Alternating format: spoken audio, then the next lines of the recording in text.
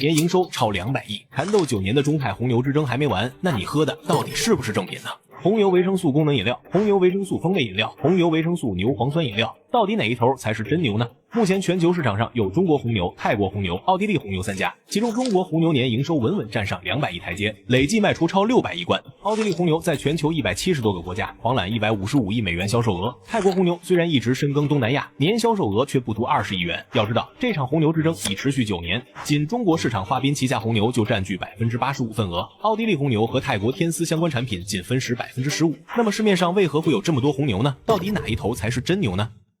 ？1995年，華賓集团把紅牛引入中國時，國內還沒有功能飲料這個概念。他戴着藍帽子保健食品認證，硬生生用困了累了喝紅牛的口號，撬開了一片空白市场。为了讓6元一罐的高價飲料被接受，初代紅牛人跑遍大街小巷鋪貨，哪怕一家店只放幾罐，也要搶占最顯眼的貨架。之後靠着贊助春晚、綁定 NBA、深耕體育營銷，把紅牛從小眾飲品做成了功能飲料代名詞。到2023年，他累計賣出600億罐，哪怕在消費低迷的2022年，母公司華賓集團銷售額仍突破215億。反觀泰國紅牛和奧地利紅牛，就像闖進主場卻水土不服的外來客。泰國紅牛雖是鼻祖，但配方裡咖啡因、牛磺酸含量超標，在中國只能靠走私流通，正規市場連入场券都没有。後來想借紅牛安奈吉分一杯羹，卻因口感復刻、包裝碰瓷，被消費者吐槽山寨感拉滿。奧地利紅牛更憋屈，在全球靠極限運動營銷吸粉無數，在中國卻因15元一罐的貴族定價，僅限商超進口渠道的窄賽道，成了年輕人眼中偶爾嘗鮮的小眾款。哪怕請來谷愛凌代言，市場份額也才勉強摸到10%。不過這紅牛家族也不是一直和和睦睦的。2016年，泰國天絲突然不想和華賓集團繼續合作了，以商標侵權等理由，把中國紅牛的代工生產基地都告上了法庭。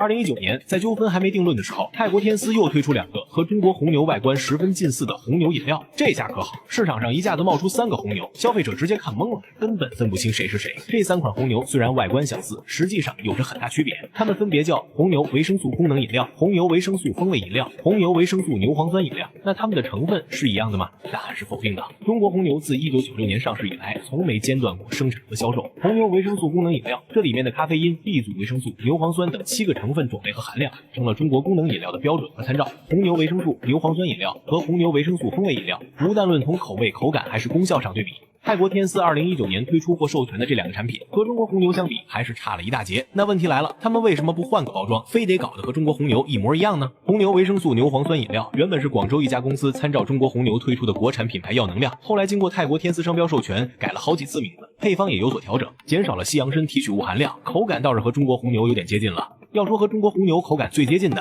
還得是紅牛維生素風味飲料，但從成分表和含量來看，它和中國紅牛差異巨大。它主要是靠香精香料調配出類似的口味，在貨架上，普通消費者要是不仔細看，還真容易混淆。